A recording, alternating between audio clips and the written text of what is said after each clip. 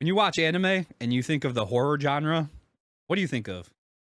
I think of me pissing the pants out of myself. Yeah. And just, first, actually, no. What I think of is those freaking jump scares, like that one where you'll just see like the car, and then suddenly some creepy face will come up at you. That's what I think of when it comes to horror.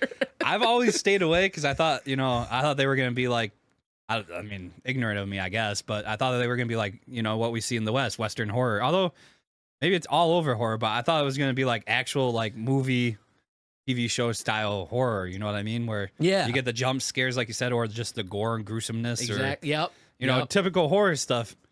Well, because it's October, I decided, you know what? Season of Halloween. Fuck it. I was like, I'm going to look up what some of the best horror animes are, and I'm going to get into the theme because I feel like me starting with like some cartoonish looking horror, I can still say I'm in the theme of Halloween without having to go watch the new Terrifier 3. You don't even like horror. So, well, that's 100% true because I do like ghost movies. I just don't like gore movies.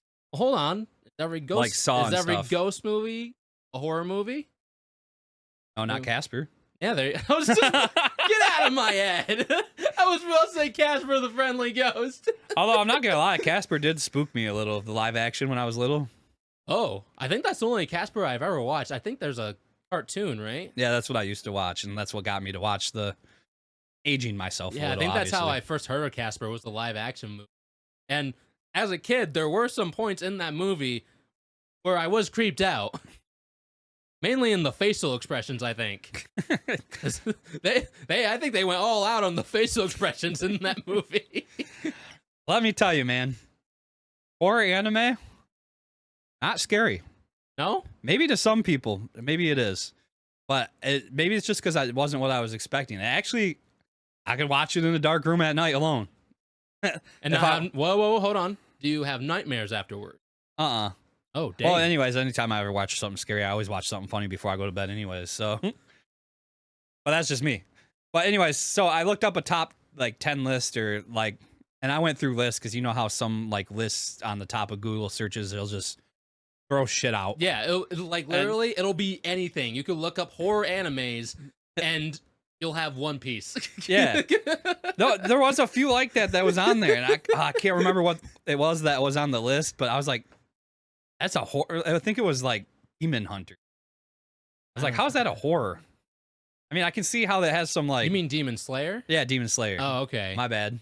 I never really thought of it as horror. Maybe elements of horror. I don't know if it really is. Like I said, it was just on one of those Google lists. But anyway, so I dug deep, I went into Reddit. Leads me to the Junji Ito collection, which everybody was saying. And at the time, on Max, when I was watching it this past week, or maybe it was last week, but anyways, there was his, apparently really, everybody was really excited for his Uzumaki. And it's 4 episodes. Naruto's in this? No. And I went to go watch it. And I watched it. And I thought it was entertaining, but was not what I was expecting. The horror you theme. were, I imagine, watching the TV. And I was like, that was way over exaggerated, but it was about spirals. Spirals? Exactly. They weren't going crazy over spirals. Getting Gurren Lagann vibes here. And I think of immediately of the Spiral Force. There's some things where they twist the bodies in certain ways where they mutate, this one person turns into a slug or something. Very interesting art styles. I wouldn't say any of it's scary. But a lot of people said that when you read his manga, he draws it better where it actually is scary. And that they haven't been able to adapt him correctly over the years. That would make a lot of sense. I think that's a lot of cases when it comes to anime adaptations. Maybe you can find it here, but on some of the Reddit posts, they actually had comparisons of his shows and the manga, and he does add a lot more creepy detail to them. I still don't know if I would call them scary, but they're entertaining. They're all more adult Scooby-Doos. That sounds where they got really amazing. Where they got creepiness to them, but that's a little more adult because there's body horror in it where they're they mutate or. I think Anyways, I might be into that. I gotta get to the point. The point is, I kept on moving along. I watched that, and then I moved on to the Junji Ito collection. Then I got to an episode that actually did get to me. It didn't scare me, but it made me cringe freaking hard. Where I looked away, and I was like, oh, what? Was it the kind where it's like, nope, turning it off? I think in Japan they call it glyceride. I think they call the manga that too. But this one was called, I think, grease or oil. And it's about this girl who's living in this house and it's just consistently covered in oil. And everybody, frick? and her brother's like addicted to drinking vegetable oil. What the frick? And she's like narrating it. Anyways, and her brother's kind of a dick.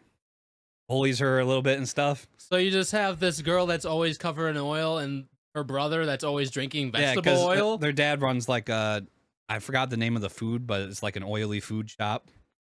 Well, anyways, it gets to the scene where he goes in as a little later when they're grown up a little more to bully her, pins her down, and he has all these pimples on his face, massive pimples everywhere. And he just goes, squish, and they all pus out down on her face and into her mouth. And I was like, oh, dude. I was like, okay, you got me. I was like, yes, you got me there.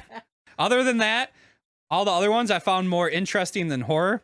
Like there's this one that actually kind of made me chuckle where it's called The Window Next Door.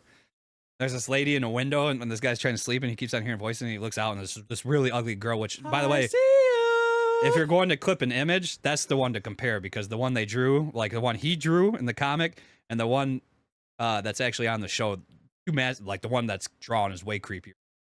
But anyways, point is, he pretty much is like, I see you. And he goes like to open the window. I called it. I got it. He goes to open the window and she has like this clothesline pole. And she's like, here, let me come over. Let me come in. And I don't know why, but it cracked me up. And then he's like narrating again and he's went to bed and he's like, I don't know what I'm going to do. And then it ends and the window from the house, because this house is right here, the window's right here. The window like grew out, like with like the same weird looking features that are on her face, but like grew out and it was next to her house. And then the narration says, I don't think we can stay here because I don't think I will survive the night. I think she's going to come in. So the window turned into her face?